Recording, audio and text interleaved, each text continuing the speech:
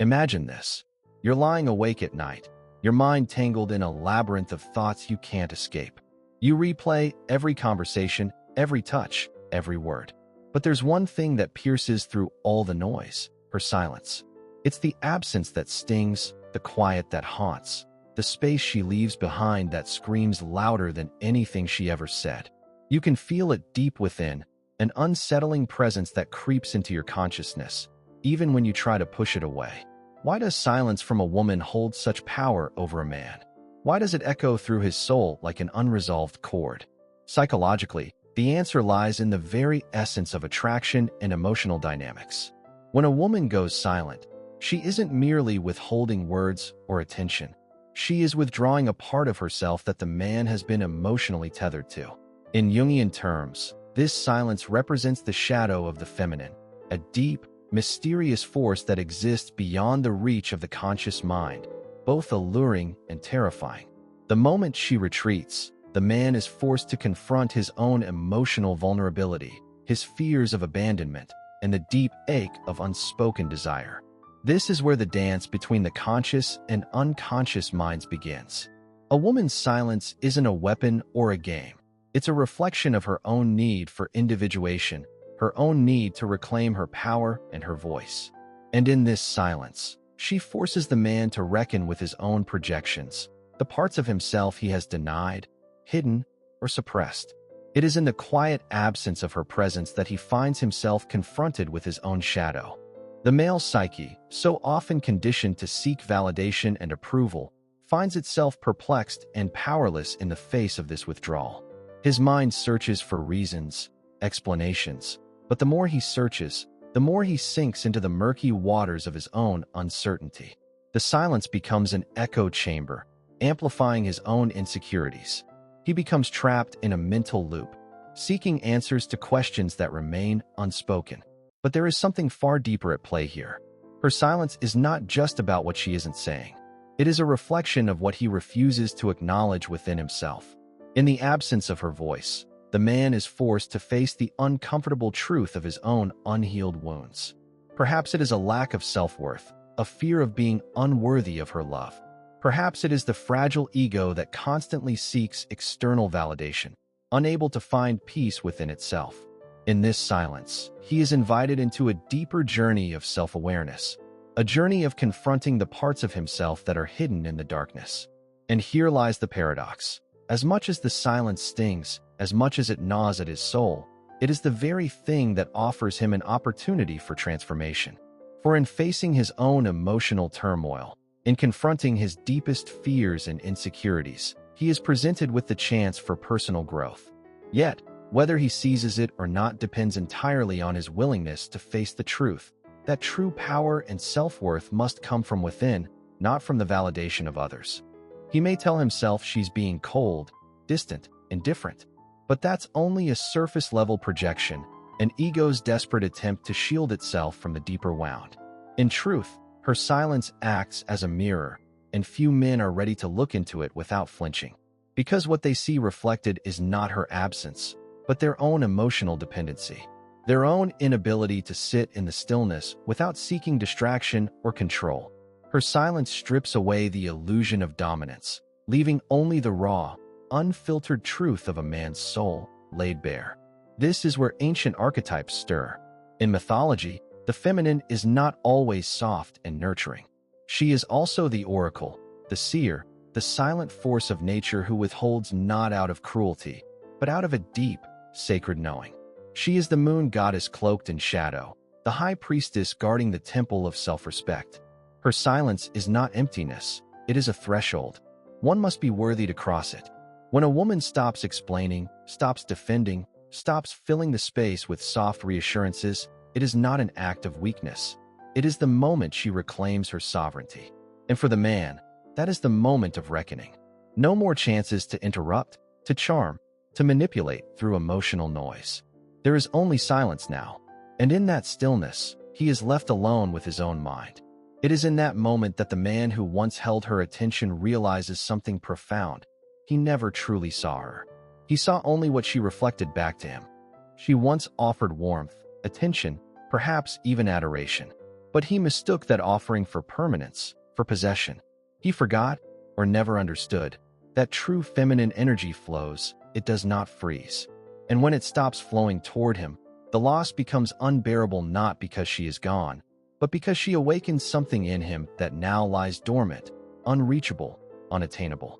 A piece of his soul stirred awake by her presence, now left alone in a silence it cannot soothe.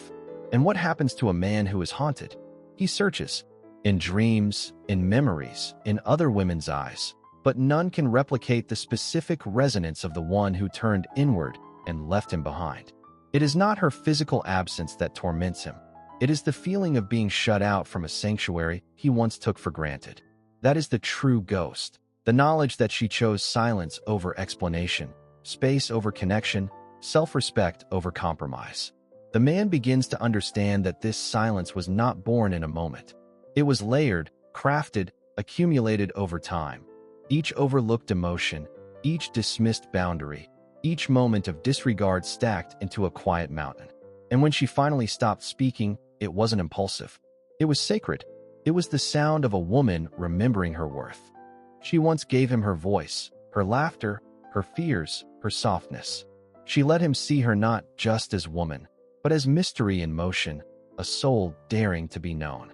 But over time, as so many women do, she began to sense the imbalance, that her words were falling into a void, that her presence was being consumed, but not truly valued, that she was being heard, but not felt. And so, she did what many women forget they have the power to do. She stopped offering her energy. To the uninitiated man, her silence is a threat. To the awakened man, it is a riddle. It asks him, what have you not yet seen within yourself? What illusion of control were you clinging to? This is where ancient Stoic wisdom intertwines with the modern masculine struggle. Marcus Aurelius wrote, "You have power over your mind, not outside events. Realize this, and you will find strength." And here, in the empty space her silence creates, the man has his chance to embody this truth. But first, he suffers, not as punishment, but as initiation. The masculine, when disconnected from its higher self, will seek noise, distractions, conquests, arguments, apologies. Yet nothing silences a man's noise like the absence of a woman who once gave herself fully. That emptiness becomes the anvil on which his illusions are shattered. It is there, in the quiet crucible of her withdrawal, that he may begin to see her not as an extension of himself, but as her own force. Not an echo, but an origin. Silence from a woman is not the end of a dialogue. It is the start of an inner war. His ego clings to the idea that he was right, justified, unmoved. But the soul knows better. The soul remembers the way she looked at him when she still believed. The soul remembers the ache in her silence when she was hoping he'd notice the shift, the fatigue, the unsaid plea for presence. And the soul carries guilt like a haunting, not because she condemned him, but because he finally understands why she left before she ever walked away. He may find temporary escape in validation from others, in performances of detachment, but none of it quiets the deeper truth that he once held something rare and lost it to his own unconsciousness. And this is the silent tragedy for many men. They do not grieve the woman herself, but the man they failed to become when they had the chance. And so, her silence echoes, not just through time, but through identity. It seeps into the cracks of his self-image, dismantling the myth of who he thought he was. Until finally, he must ask, not how to get her back, but who he must become so that next time, he does not lose what was sacred. There is a moment, often long after the last message has gone unanswered, after the final glance has faded into memory, when the man begins to grasp the gravity of her silence. Not as a tactic, not as a punishment, but as a declaration of self. The silence says, I no longer seek to be heard by someone who will not listen with their soul. And that, more than any spoken farewell, is what lingers in the man's psyche, because it disrupts the archetype he built of himself, the one who believed he had control, that her presence was a certainty, that her love was a given. When she chooses silence, that illusion dies, and the ego, starved of the familiar dance, begins to unravel. In Jungian psychology, this is the confrontation with the anima, the inner feminine that lives within every man. She is not merely a concept. She is the emotional compass, the wellspring of intuition, vulnerability, and connection. When a man does not honor the feminine without, he wounds the feminine within. Her silence, then, awakens the dormant anima. She rises like a storm in the unconscious, stirring grief, regret, longing, all the things he once pushed away in favor of control. Now, in the vacuum of her voice, he must reckon with this internal force. And it is no gentle reckoning. It is raw, unrelenting. It is the soul's cry to be integrated, to be whole. The man begins to understand that her silence was never about absence. It was an invitation, not to pursue her, but to pursue himself. The real self, the self that listens, the self that honors, the self that feels. But this path is not for the faint of heart.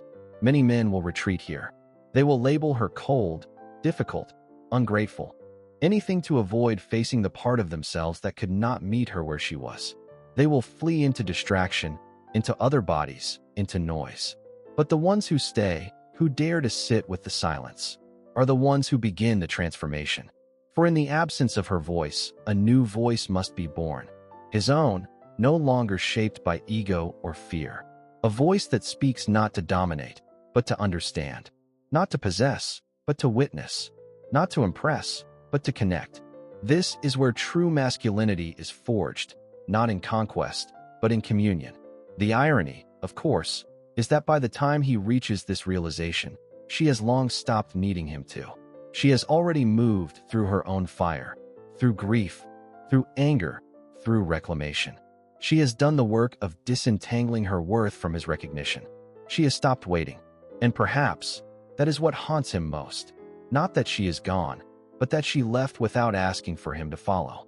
But in her absence, she does not vanish. No, she transforms into something far more powerful than a fleeting presence. She becomes a force within him. She becomes the mirror through which he sees his own potential, his own brokenness, his own possibility for rebirth. The woman who left in silence is now a symbol of everything he must confront within himself. In this quiet space, the man faces the unspoken truth, his own insecurities, fears, and unprocessed emotions. He realizes that his attachment to her, his need for validation, was never about her at all. It was a reflection of his own disconnection from the core of who he is. And now, her silence forces him to reconnect with himself, to heal the wounds he's ignored, to face the parts of himself he's buried beneath layers of pride, ego, and the need for external approval. The silence is the catalyst for his awakening. It is the jolt that shocks him into a deeper understanding of what it means to be whole, to be at peace within oneself. And in this realization, there is liberation, not just from his attachment to her, but from the chains of self-doubt and external validation that have kept him tethered to a version of himself that is incomplete. For when a man learns to let go of his need to possess, to control, to always be seen, he finds an inner freedom that cannot be taken away. He becomes his own source of strength, his own validation. And it is in this space of emotional autonomy that he becomes capable of truly seeing and appreciating the feminine, not as something to be won or lost, but as an equal, a partner, a force of nature that deserves respect and reverence. The woman who knows her worth doesn't chase, she chooses. She chooses herself first, and only those who recognize and honor her will be allowed into her presence. And when a man, having faced his own shadow, becomes whole, he too will attract the kind of love that is rooted in mutual respect, authenticity, and emotional freedom. But until then, the silence remains, not as a haunting, but as a teacher. It is a reminder of the work that lies ahead. And when the man finally answers its call, he will find that the woman he lost was never truly lost. She was always there, waiting for him to wake up and meet her with eyes that can see beyond the surface.